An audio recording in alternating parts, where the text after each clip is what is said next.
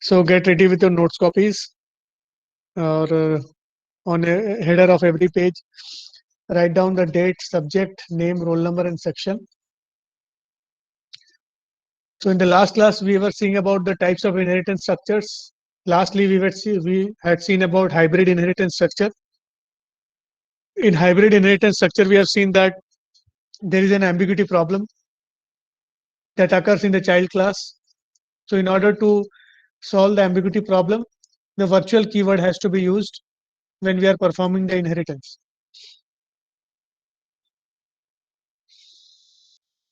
So hopefully सब लोग ने इसको try किया होगा. I had shared the code in the WhatsApp group. So today we'll continue with our discussion. Today we'll see about parent class pointer pointing towards derived class. So parent class pointer can point towards derived class. तो जो parent class है, उस class का अगर pointer आप बनाते हैं, तो उसको अगर आप child class का address देते हैं, child class का object का address देते हैं, तो parent class can be used to invoke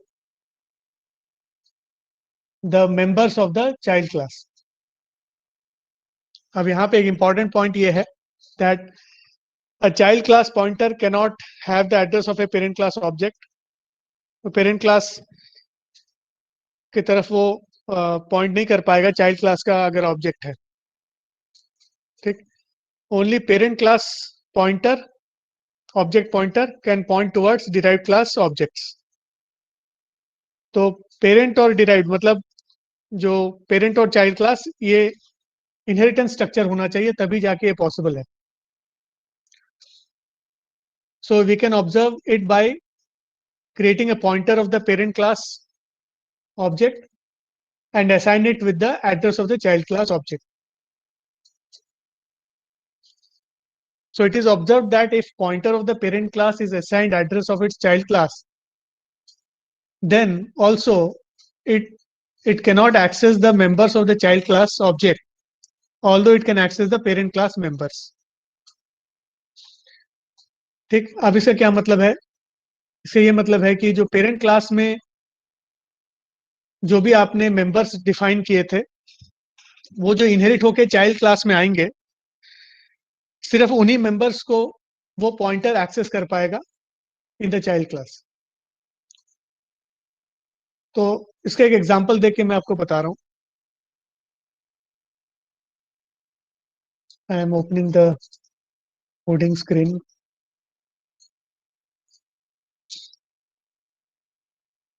एक ये बहुत ही इंपॉर्टेंट कॉन्सेप्ट है.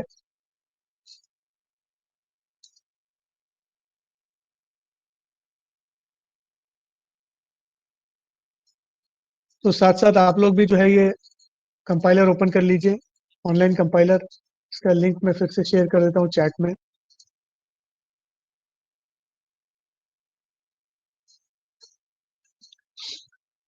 एक आपके पास अगर ऑनलाइन कंपाइलर है या तो कोई कंपाइलर आपके पास ऑलरेडी इंस्टॉल्ड है तो उसको यूज कर लीजिए. अब यहाँ पे हम पहले एक पेरेंट क्लास बनाते हैं. क्लास पी करके बना रहा हूं मैं. Class P is parent class. इसमें कुछ पब्लिक मेंबर फंक्शंस हम बनाते हैं, जैसे void f1 एक मेंबर फंक्शन है.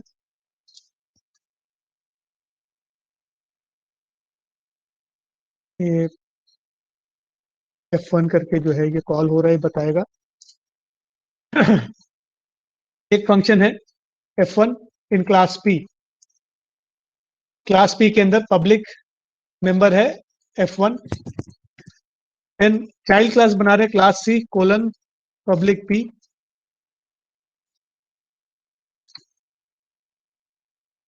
तो this is our child class. Class C is the child class. इसमें भी एक पब्लिक फंक्शन बना रहे हैं void से f2. अच्छा, f1 जो है वो पेरेंट का f1 है, तो पेरेंट f1. ऐसे लिख देते हैं, F2 में लिखते हैं child F2. So this will help us to understand which function is getting called. ठीक, चलिए अब इस कोड को बहुत क्लोजली ऑब्जर्व करें. क्लास P लिखा है, इसके अंदर F1 is defined. Class C लिखा है which is a child class of class P, inside which F2 is defined. Both are different functions, F1 and F2. Name अलग अलग है, ठीक है, ओवरराइडिंग हो नहीं रहा है यहाँ पे. Names are different. So what will happen is that F1 function will get inherited inside class C. So यहाँ पे F1 function हमको मिलेगा, F1 function यहाँ पे हमको मिल जाएगा. पब्लिक, क्योंकि पब्लिक इनहेरिटेंस कर रहे हैं, so all the public members of class P will be inherited inside class C as public. तो पब्लिक में ऑलरेडी क्लास C में F2 फंक्शन है, and F1 function will be added in the collection of class C. So let us now create. अब हम क्या कर रहे हैं? We are going to see how a parent class pointer can have the address of the child class and how it works. So we'll first create the parent class pointer asterisk of P1. So this is the parent class pointer. Then we create a child class object OB. So we have the pointer P1 which is a pointer of parent class. ठीक, तो इसको हम बोलेंगे parent class pointer object, and this is the child class object.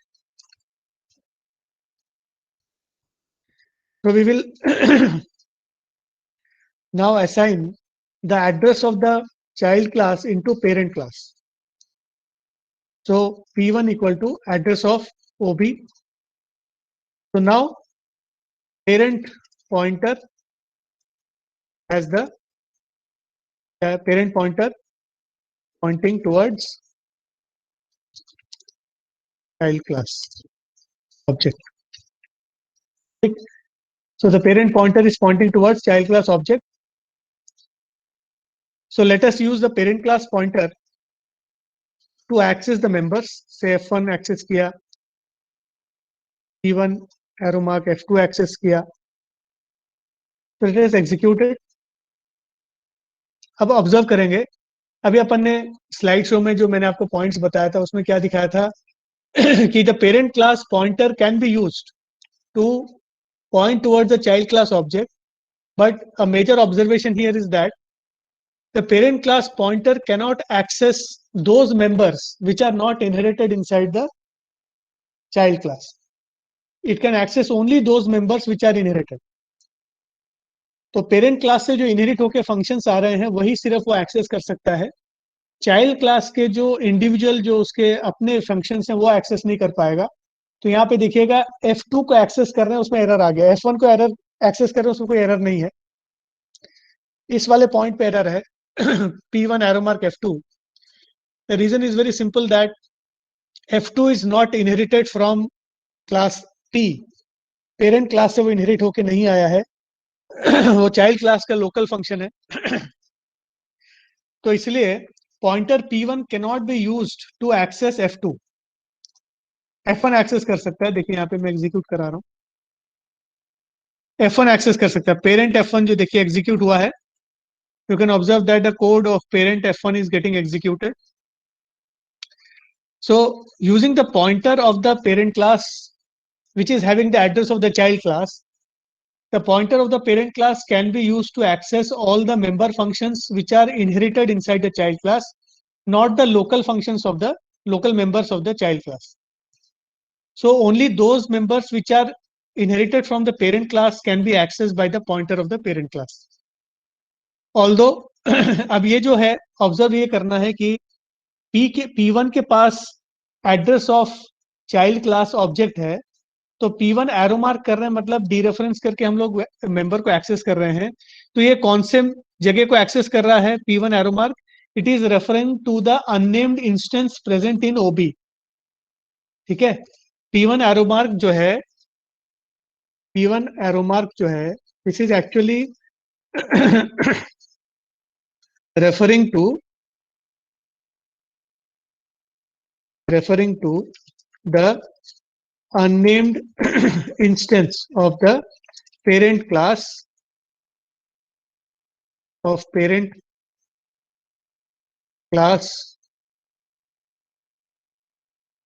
present in the child object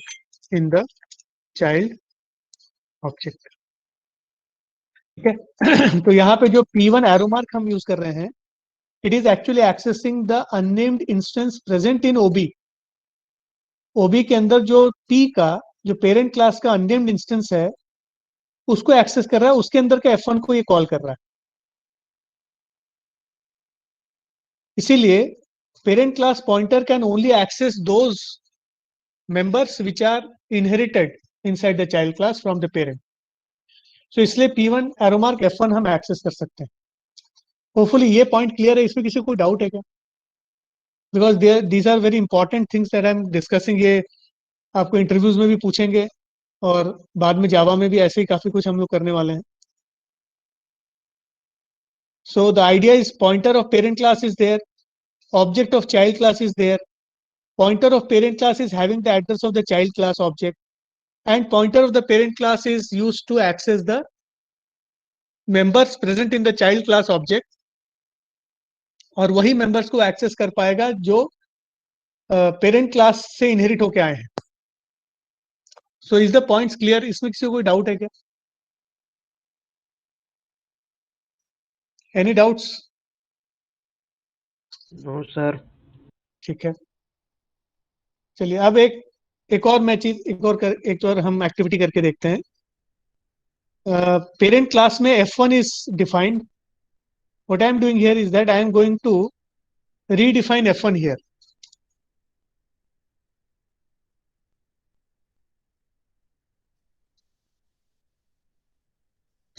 अब ये child class का F1 define हो रहा है यहाँ पे। तो what we are doing, we are overriding the parent class function.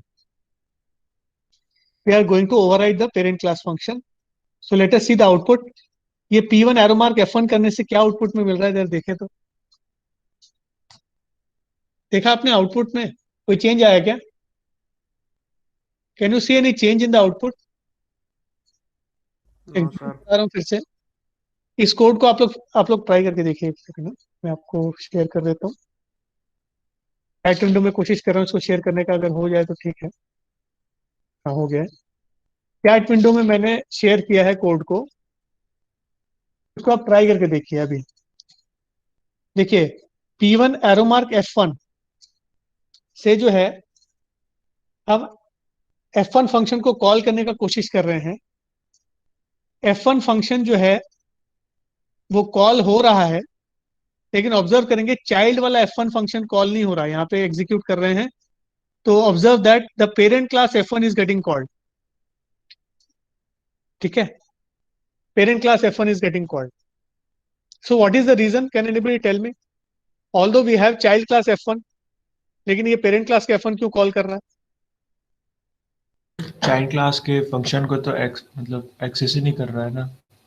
हाँ, चाइल्ड क्लास के मेंबर्स को एक्सेस तो नहीं कर पाएगा, लेकिन सेम नेम से है F1 फंक्शन। देखो सेम नेम से है F1 फंक्शन, ठीक है, फिर भी वो चाइल्ड क्लास के F1 को एक्सेस नहीं कर पा रहा है। तो द रीजन इज सेम, जैसे अभी आपने बोला, करेक्ट बोला आपने, कि that this pointer F1 pointer P1 can access only the members which are inherited from the parent into the child class. तो वही मेंबर फंक्शंस को एक्सेस कर पाएगा। तो F1 is the function which is getting inherited, जो भी inherit होके आया है। अब इसमें दो F1 फंक्शन है, देखिए यहाँ पे आप ऑब्जर्व करेंगे, there will be two F1 functions. जो इनहेरिट होके आया हुआ एक F1 फंक्शन है जो पेरेंट क्लास का F1 फंक्शन है, और एक चाइल्ड क्लास में बना हुआ F1 फंक्शन है। लेकिन आप ऑब्जर्व करेंगे, अगर हम चाइल्ड क्लास को ऑब्जेक्ट यूज करके F1 को कॉल करते हैं, जैसे मैं OB को यूज करके अगर F1 को कॉल कर रहा हूँ, तो ये चाइल्ड क्लास के F1 फंक्शन को कॉल करता है। देखिए यहाँ पे चाइल्ड क्लास का F1 फंक्शन कॉल कर रहा है, लेकिन P1 को एरो मार्क लगा के एक्सटर्नल फंक्शन कॉल करने से वो पेरेंट क्लास के F1 फंक्शन को कॉल कर रहा है। The very simple reason is that P1 can only access those members which are inherited from the parent class. So it can access this parent class F1 function it cannot access this child class f1 function. ob.f1 is calling the child class f1 function because ob is itself is a child class object, and f1 function has the same prototype as the parent class f1 function. That is why this f1 function of child class overrides the parent class f1 function. तो दोनों चीज observe किया यहाँ पे, overriding वाला अपन ने already देखा हुआ था, वह भी चीज अपन ने यहाँ पे ऑब्जर्व किया, इसके कारण ओवरराइडिंग का इफेक्ट हमको दिख रहा है, और इसके कारण हमको वो पेरेंट क्लास का ही f1 फंक्शन कॉल होता हुआ दिख रहा है। अब क्वेश्चन क्या आता है, इंटरव्यू में क्या पूछते हैं कि आप ऐसे तो कर सकते हैं, this is what happens that when we are using the pointer, parent class pointer to access the members, only the parent inherited functions or members can only be accessed. So अब पॉइंट ये है कि f1 function child class में भी है, f1 function parent class में भी है. What should I do in order to access the child class version of f1 using p1? Pointer का हेल्प लेके, p1 पॉइंटर का हेल्प लेके मेरे को चाहिए कि मैं चाइल्ड क्लास के अंदर में जो ओवररिडन फंक्शन है उसको एक्सेस करना चाहता हूं. सो आउटपुट क्या आना चाहिए, p1 dot arrow mark f1 से चाइल्ड क्लास का f1 कॉल हो जाना चाहिए. अब क्वेश्चन ये है, ठीक. So this is the interview question. अब आपको पूछा जाएगा कि ये सब तो सीख है, आपको सब कुछ मालूम है, लेकिन पॉइंट ये है कि अभी मुझे f1 फंक्शन जो ओवरराइड हो चुका है चाइल्ड क्लास में, उसको मुझे एक्सेस करना है using pointer of parent class. तो उसको कैसे किया जाए? सो उसके लिए हम क्या करते हैं, we use the virtual keyword. Virtual keyword is used here, the concept of virtual functions is introduced here. So हम लोग क्या करेंगे, virtual keyword we will use before the declaration of f1 in the parent class. Parent class के अंदर में हम उस function को वर्चुअल बना देंगे जो फंक्शन हम चाहते हैं इनहेरिट होके आ जाए चाइल्ड में, और चाइल्ड में सेम प्रोटोटाइप से एक और सेम नेम से फंक्शन बना हुआ है, और हम चाहते हैं कि ये चाइल्ड क्लास के वर्जन को कॉल करे. कौन सा? जो पेरेंट क्लास का पॉइंटर है उसको यूज करके हम चाइल्ड क्लास के f1 फंक्शन को कॉल करवाना चाहते हैं. सो फॉर दैट हमने क्या किया कि पेरेंट क्लास में हमने उस फंक्शन को वर्चुअल बना दिया जो चाइल्ड क्लास में ओवरराइड हो रहा है. तो f1 function is there which is getting overridden in the child class. So हमने जो है उसको वर्चुअल बना दिया पेरेंट में. सो पेरेंट में वर्चुअल बनाने के कारण अब आप ऑब्जर्व करेंगे, इसको मैं एग्जीक्यूट करा रहा हूं. The code is same but only one virtual keyword has been added to the declaration of f1. So let us see the output.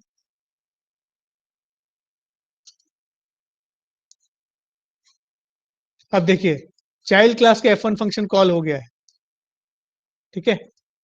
इसको मैं हटा देता हूं, फिर से एग्जीक्यूट कराते हैं. So this will call the child class f1 function. Observe now there is a difference in the output. पहले क्या हो रहा था, p1 एरो मार्क f1 करने से पेरेंट क्लास का f1 कॉल हो रहा था, लेकिन जैसे ही मैंने f1 फंक्शन को पेरेंट क्लास में वर्चुअल बना दिया तो p1 एरो मार्क f1 करने से वो चाइल्ड क्लास के f1 फंक्शन कॉल कर रहा है, ठीक है. So here the reason is very simple, that we have made f1 as virtual. Virtual means unreal. So whichever is unreal, it will be discarded by the compiler. So naturally f1 जो है, दो f1 है, एक child वाला f1 है, एक parent वाला f1 है. पेरेंट वाला f1 जो है वो डिस्कार्डेड हो चुका है बिकॉज इट इज वर्चुअल. सो बचा क्या, चाइल्ड क्लास f1 बचा है, इसलिए वो चाइल्ड क्लास के f1 को कॉल कर देगा, ठीक. So things that we have observed here is very important. ये आपको पूछा जाएगा, इंटरव्यूज में पूछते हैं. इससे मैं इस कोड को आपको शेयर कर देता हूँ.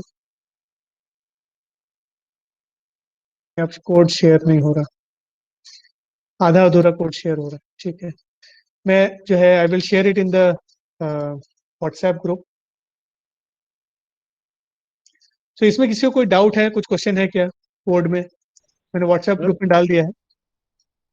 कुछ क्वेश्चन है तो प्लीज पूछिए इसको. The code is there in the WhatsApp group, you can test the code. बिना वर्चुअल लगाए एक बार टेस्ट करके देखिए, फिर वर्चुअल लगा के एक बार टेस्ट करके देखिए. observe the output, get the reason behind the output, because the reason behind the output is very important, very necessary. ठीक है? Any doubts, any questions regarding this?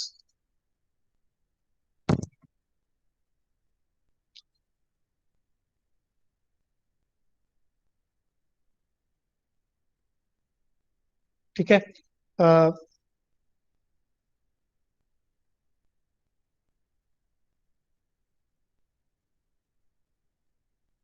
Again, I will just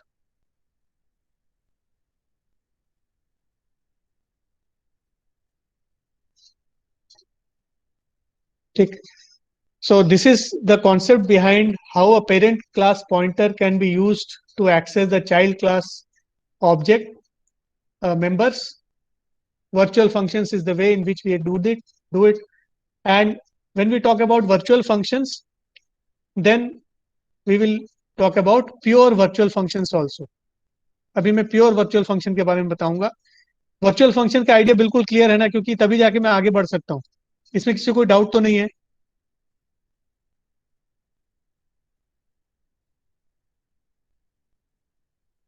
virtual functions पे किसी को कोई doubt नहीं होना चाहिए. ठीक है?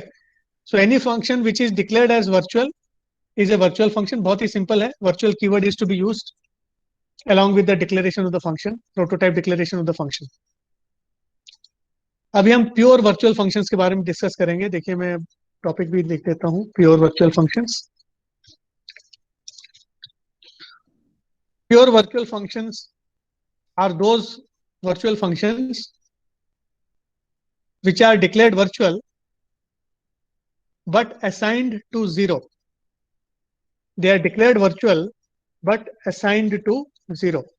So let us see the syntax. So this is the syntax of pure virtual functions. ठीक. So this is the syntax for pure virtual functions. ये बहुत ही important topic है. This is also there in Java, but we do not create pure virtual functions in Java. Automatically pure virtual functions बनते हैं वहां पे. कैसे बनते हैं वो Java के डिस्कशन में हम लोग बात करेंगे. अभी मैं C++ के पॉइंट ऑफ व्यू से बता रहा हूँ. सो वर्चुअल कीवर्ड यूज होगा, स्पेस लगेगा, फंक्शन नेम यूज होगा, ब्रैकेट्स लगेंगे, इनपुट पैरामीटर लिस्ट रहेगा, यहाँ पे इक्वल टू 0 रहेगा. देखिए it is very important. Equal to 0 semicolon. So pure virtual functions are virtual functions which are assigned to 0. Pure virtual functions are those functions which are assigned to those virtual functions which are assigned to 0. So let us see an example. यहाँ पे मैं pure virtual function बनाऊंगा. So class P, ये already code हमारे पास है. इस class इसी कोड को हम प्योर वर्चुअल फंक्शन के कोड में कन्वर्ट कर रहे हैं. Simply I have to put is virtual void f1 equal to 0 लिखने. सो कोई भी फंक्शन अगर वर्चुअल है और उसको असाइनमेंट इक्वल टू 0 कर रहे हैं तो that becomes a pure virtual function. ठीक. So this is a pure virtual function. Now एक इंपॉर्टेंट, बहुत इंपॉर्टेंट चीजें हैं virtual function, pure virtual function से रिलेटेड. सबसे पहला पॉइंट याद रखिएगा, नोट डाउन करके रखना है, that pure virtual functions present in a class makes the class abstract. Okay? Pure virtual function, if present in a particular class, will make that particular class abstract. या इसको बोलते हैं, अच्छा इसको बाद में बताऊंगा. Abstract. Clear? Abstract. Remember, any class which has at least one pure virtual function becomes an abstract class. So what are the qualities of an abstract class? Instance of an abstract class cannot be created. ये note करते जाइए आप. Instance of the abstract class cannot be created. Instance नहीं बना सकते. ठीक है? Abstract class का instance नहीं बनता. Abstract class का instance नहीं बना सकते आप. Abstract class inherited inside the child class also makes the child class abstract. ये तीसरा पॉइंट है. ठीक है, the abstract class inherited in the child class also makes the child class abstract. है, सो एब्स्ट्रैक्ट क्लास क्या है? Abstract class instance cannot be created. Abstract class का खासियत है कि उसका इंस्टेंस बना नहीं सकते आप. Instance cannot be created. और साथ में ये होता है कि if we inherit abstract class then the child class also becomes abstract. So let us see now class P is has become abstract class. So let us test it. class P का object बनाऊंगा अभी मैं. Let us test whether class P का object बनाने देगा कि नहीं. P equal P ob1 object of parent class P जो है अपना एब्स्ट्रैक्ट क्लास बन चुका है. तो उसका ऑब्जेक्ट बनाने देगा क्या, देखते हैं. नहीं दे रहा. देखिए यहाँ पे लिखा हुआ है cannot declare variable ob1 of abstract type P, cannot create variable of variable ob1 to be of abstract type B. So B जो है P जो है it is an abstract class. कारण क्या है? Because following pure virtual function within abstract class. देखिए ये बता दिया, यहाँ पे रीजन भी बता रहा है कि हमारा प्योर वर्चुअल फंक्शन है क्लास P के अंदर में. एक प्योर वर्चुअल फंक्शन है f1 जिसके कारण क्लास P एब्स्ट्रैक्ट क्लास बन चुका है. So if it is an abstract class उसका इंस्टेंस नहीं बना सकते, ऑब्जेक्ट डिक्लेयर नहीं कर पाएंगे. जावा में इंस्टेंस बनाना कहते हैं और सी प्लस प्लस में हम बोलते हैं ऑब्जेक्ट नहीं बना सकते, बिकॉज ऑब्जेक्ट बनते इंस्टेंस बन जाता है, मेमोरी एक्वायर हो जाता है. ठीक, सो ऑब्जेक्ट्स यहाँ पे हम लोग इंस्टेंसेस नहीं बना सकते. होपफुली ये पॉइंट क्लियर है. इसमें किसी को कोई डाउट है क्या? फिर से कोड को मैं शेयर कर दे रहा हूँ ग्रुप में. कोई डाउट है, क्वेश्चन है इसमें? एब्स्ट्रैक्ट क्लास कैसे बनता है? सो आपको क्वेश्चन पूछेंगे कि एब्स्ट्रैक्ट क्लास कैसे बनाते हैं. आपको सोच के बताना पड़ेगा कि प्योर वर्चुअल फंक्शन रखना पड़ेगा, तब जाके वो एब्स्ट्रैक्ट बन जाएगा. ये पॉइंट क्लियर है?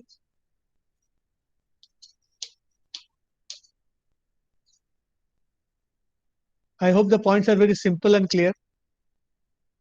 Virtual void f1 equal to 0 लिखा है तो it is a pure virtual function. ये अपना प्योर वर्चुअल फंक्शन बन जाएगा.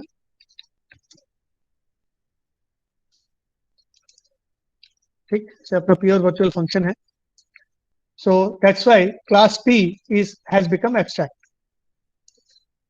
नाउ नेक्स्ट क्या है? Class C is inheriting class P.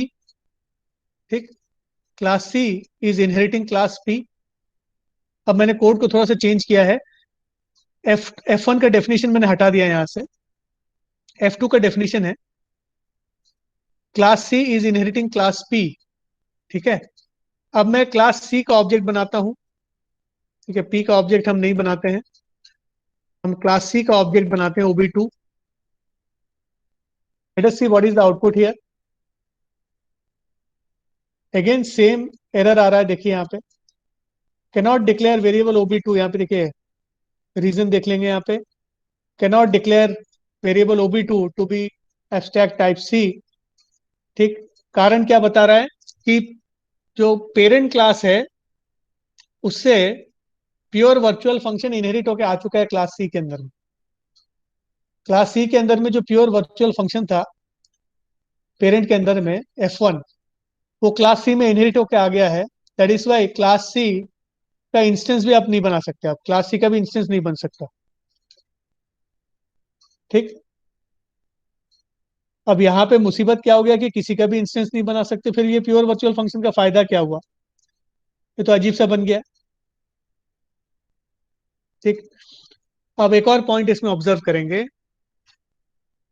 जिस क्लास में a class which has only pure virtual functions, a class which contains only pure virtual functions is called an interface. ठीक है, उसको interface भी कहा जाता है. जावा में उसको इंटरफेस बोलते हैं, सी प्लस प्लस में बोल सकते हैं उसको इंटरफेस. शर्त यह है that that particular class should only and only contain pure virtual functions. उसमें कोई भी दूसरा फंक्शन नहीं होना चाहिए, प्योर वर्चुअल फंक्शंस होने चाहिए. मतलब हर एक फंक्शन वर्चुअल होगा, इक्वल टू 0 रहना चाहिए. उस टाइप के क्लास को हम लोग बोलते हैं इंटरफेस. ठीक, पॉइंट्स नोट करते जाएं. So class P here has only one member function, that too it is a pure virtual function. So naturally class P can be said as an interface. So class P जो है वो interface बन गया है. मतलब वो जहां पे भी इनहेरिट होगा वो चाइल्ड क्लास को भी एब्स्ट्रैक्ट बनाते जाएगा. So interface is an abstract class. So whenever it is being inherited inside the child class, it makes the child class abstract. So जितने बार भी इनहेरिटेंस में P आएगा उतने बार एब्स्ट्रैक्ट बनते जाएंगे. तो अब इसमें करना क्या है? Now what is the solution to this? How to make the child class non abstract? Normal class कैसे बनाए इसको? उसके लिए उसका एक ही सॉल्यूशन है, that we have to redefine the pure virtual function inside the child class. We have to redefine the pure virtual function inside the child class. जो प्योर वर्चुअल फंक्शन है उसको चाइल्ड क्लास में redefine करना पड़ेगा. देखिए यहां पे declare किया है, याद रखिएगा, दिस इज सेमीकोलन है ना, सेमीकोलन लग गया है तो it is declaration, it is not definition. हमें उसको डिफाइन करना है, मतलब उसका करली ब्रैकेट ओपन क्लोज करके बॉडी दिखा, मतलब उसमें सेट करना पड़ेगा, डेफिनेशन सेट करना पड़ेगा. तो वॉइड चाइल्ड क्लास में हमको लिखना पड़ेगा void f1 with the same prototype, exactly same, return type same होना चाहिए, फंक्शन नेम, मतलब ओवरराइड करना उसको. ठीक है, ओवरराइड करके उसका डेफिनेशन देना पड़ेगा. सो लेट अस डिफाइन इट. तो मैं अभी इसमें डेफिनेशन दे रहा हूँ. चाइल्ड क्लास या चाइल्ड 1 से चाइल्ड 1 बता देते हैं इसको, child 1 f2 f1 sorry, child 1 f1 है, ये ब्रैकेट क्लोज. एक और क्लास में बना रहा हूँ, क्रिएटिंग अनदर क्लास D बना रहे हैं. Again it is inheriting P is abstract class, तो naturally class B also becomes an abstract class. So हम इसको भी जो है पब्लिक में, इसमें भी f1 को हमको फिर से बनाना पड़ेगा. We have to redefine the pure virtual function inherited inside the child class. This is child 2 f1. Now again the point of observation here, observe करना क्या है कि f1 में जो डेफिनेशन पार्ट है, देखिए इसका जो डेफिनेशन पार्ट है वो अलग है, और क्लास D के अंदर में जो डेफिनेशन पार्ट है वो अलग है. देखिए यहाँ पे लिखा है f1, यहाँ पे लिखा है यहाँ पे लिखा है चाइल्ड 1, यहाँ पे लिखा है child 2. So the very important observation here is that definition of f1 inside class C is different as compared to the definition present inside class D. Class C और क्लास D के अंदर में f1 के definitions अलग अलग हैं, लेकिन f1 जो है ओवरराइड हुआ है, दोनों में रीडिफाइन हुआ है. तो अब जाके आप क्लास D और C दोनों का ऑब्जेक्ट बना सकते हैं. सो यहाँ पे मैं क्लास C का ऑब्जेक्ट बनाया था, मैं क्लास D का ऑब्जेक्ट बना रहा हूँ. OB3 करके ऑब्जेक्ट बना लेते हैं, एग्जीक्यूट करते हैं. There is no error at all. देखिए आउटपुट में कोई एरर नहीं है. OB2 का हेल्प लेके f1 कॉल करेंगे तो OB2 का f1 कॉल होगा. OB3 का डॉट लगा के f1 कॉल करेंगे तो OB3 का f1 कॉल हो जाएगा. ठीक, f1 जो है अलग अलग, देखिए चाइल्ड 1 का f1 कॉल हुआ है, चाइल्ड 2 का f1 कॉल हुआ है. यहाँ पे आप पॉइंटर यूज कर लीजिए ऑफ पेरेंट क्लास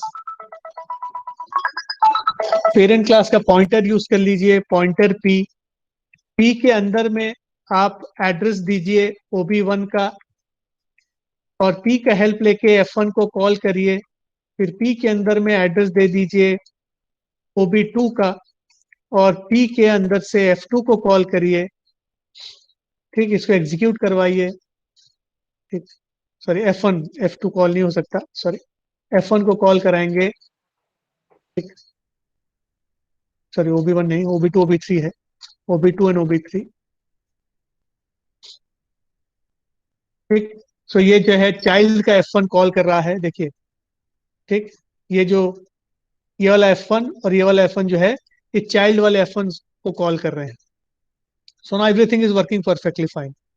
ठीक है, सो this is the concept behind pure virtual functions and how an abstract class works, and how we create an interface, and why do we need an interface actually। उसका एक reason बहुत important है जो interview में पूछा जाता है, उसका अब मैं बता रहा हूँ, यह ध्यान रखिएगा, नोट करके रखिएगा कि ड्यूरिंग इनहेरिटेंस, इंपॉर्टेंट पॉइंट है, during inheritance the logical errors present in the parent class member functions, the logical errors, syntactic errors नहीं, logical errors, the logical errors present in the parent class member functions get inherited in the child classes। so class P के अंदर में कुछ अगर error होता किसी, जैसे F1 function में अगर हमने F1 फंक्शन डिफाइन किया होता, उसके डेफिनेशन में कोई लॉजिकल एरर होता, तो वो इनहेरिट होके क्लास C में भी आ जाता और क्लास D में भी आ जाता। तो इसके कारण क्या होता है, there is a propagation of error due to inheritance. So in order to stop the propagation of error due to inheritance, we use pure virtual functions। ये आपको इंटरव्यू में आंसर देना है sir. In order to stop the propagation of logical errors from the parent class functions to the child classes, pure virtual functions are used। Due to the use of pure virtual functions, the child classes need to redefine the pure virtual functions as ordinary functions, otherwise the child classes will become abstract। उसका instance नहीं बना सकते, object नहीं बना सकते। so it becomes compulsory, और एक मजबूरी हो जाता है for child classes to redefine the parent class pure virtual functions and define by themselves। so इसमें definition अगर मैं खुद से लिख रहा हूँ, if I am writing my own definition, so यहाँ पे localization of error is there। so if at all there is an error, I can easily debug it because I know which portion of code I have to see in order to remove the bug। but if there is an inheritance structure which is extending to hundreds of classes, and if there is a propagation of error from any parent class from those 100 classes, it becomes almost impossible to locate the error, the source of the error, and to remove the bug। लेकिन if I am using pure virtual functions, then we already know that inside the child classes we have to redefine the functions, so we can easily find out the error. The localization of error is easy to find out, and we can easily find out there is an error if there is an error in the child class definitions। so क्योंकि हम child class में, क्योंकि हम parent classes को inherit करके child class में लेके हम अपना object बना रहे हैं, तो हम लोग चाइल्ड क्लास में वर्क कर रहे हैं। तो चाइल्ड क्लास में अगर मैं डिफाइन कर रहा हूँ किसी चीज को, तो मैं चाइल्ड क्लास में ही उसका एरर ढूंढूंगा। तो localization of error is easy, it is easier to find errors, it is becomes easier to debug the code। so this is the reason why it is recommended to use pure virtual functions in the parent classes, and they should be overridden in the child classes। ये recommendation है, ऐसा होना चाहिए। जब भी हम inheritance करें, जो जो जो पेरेंट क्लासेस होते हैं जिनका फंक्शंस जो है प्योर वर्चुअल फंक्शंस हम बनाना हमको चाहिए, क्योंकि जैसे ही वो चाइल्ड क्लास में इनहेरिट होके आएंगे तो चाइल्ड क्लास में उसको रीडिफाइन करना पड़ेगा। अगर एरर हमको कहीं मिलेगा तो हमको चाइल्ड क्लास में ही ढूंढना है। इनहेरिटेंस स्ट्रक्चर में ढूंढने की जरूरत नहीं है, क्योंकि इनहेरिटेंस स्ट्रक्चर में जो है कई कई hundreds, they can be hundreds of classes which are parent classes, तो उनमें से कौन से जगह पे एरर है हमको पता नहीं चलेगा। सर हाँ सर सर इसमें सीधा सीधा एब्स्ट्रैक्ट डिफाइन नहीं कर सकते क्या क्लास को? नहीं, इसमें एब्स्ट्रैक्ट कीवर्ड यूज नहीं कर सकते। अच्छा तो ठीक। ठीक है, ठीक। सो यहाँ पे एब्स्ट्रैक्ट जो है वो मतलब इन द सेंस एब्स्ट्रैक्ट हो जाता है। अच्छा हाँ, एक और सर, अगर एक प्योर वर्चुअल फंक्शन बना दिए क्लास के अंदर तो आप बोले पूरा का पूरा क्लास एब्स्ट्रैक्ट हो जाता है ना, हाँ हाँ तो उसके बाद बाकी फंक्शंस में भी हम डिफाइन कर सकते हैं हाँ, कि कर नहीं? सकते हैं, लेकिन इसमें कोई फायदा नहीं करके, वो एक बार एक्सट्रैक्ट बन गया तो एक्सट्रैक्ट बन गया। जैसे मैं void F2 बना रहा हूँ या F3 बना देता हूँ यहाँ पे, आई नहीं सर, डिफाइन इट। जैसे एरर ही अगर उसके अंदर डिफाइन करने की कोशिश भी की तो एरर दे देता ना, इसमें नहीं देगा। जैसे यहाँ पे मैं टेस्ट करके दिख रहा हूँ, आई हैव डिफाइंड F3 है ना, आई हैव डिफाइंड F3, तो क्लास P के अंदर में F3 भी डिफाइंड है, लेकिन F1 प्योर वर्चुअल है, तो class P becomes an abstract class. अब वो इंटरफेस नहीं कहलाएगा, लेकिन एब्स्ट्रैक्ट क्लास कहलाएगा। ठीक है, अब क्लास P अगर एब्स्ट्रैक्ट क्लास है तो क्लास P का आप ऑब्जेक्ट नहीं बना पाएंगे। जैसे मैं यहाँ पे OB1 लिख रहा हूँ ना, इसमें एरर आ जाएगा, ये एरर आ गया देखिए, OB1 ऑब्जेक्ट नहीं बना पाएंगे आप, बिकॉज क्लास B जो है, क्लास P जो है वो एब्स्ट्रैक्ट बन चुका है due to the presence of the pure virtual function. There is a pure virtual function, so that class P now becomes a abstract class, उसका आप इंस्टेंस नहीं बना पाएंगे। ठीक है, so although we can we can put member functions which are having definitions, but they are of no use, because आप P का instance ही नहीं बना पाएंगे तो F3 को आप एग्जीक्यूट कैसे करवाएंगे? हाँ, P3 को एग्जीक्यूट कैसे करवा सकते हैं, वो क्लास C में आ जाएगा इनहेरिट होके, तो क्लास C के थ्रू आप उसको एग्जीक्यूट करवा सकते हैं इनडायरेक्टली, वैसे कर सकते हैं। ठीक है, सो ये कोड जो है, I will share this code. So आपको जो है ये प्योर वर्चुअल फंक्शन वाला कोड है, I will share this code. ठीक है, दिस इज द कोड, बोला कि this is the concept which is being implemented during run time polymorphism, जिसको बोलते हैं डायनेमिक बाइंडिंग। अब डायनेमिक बाइंडिंग का कॉन्सेप्ट मैं आपको नेक्स्ट लेक्चर में बताऊंगा, is connected to this pure virtual function concept itself. So dynamic binding is also a very interesting kind of a property that we see when we are using pure virtual functions.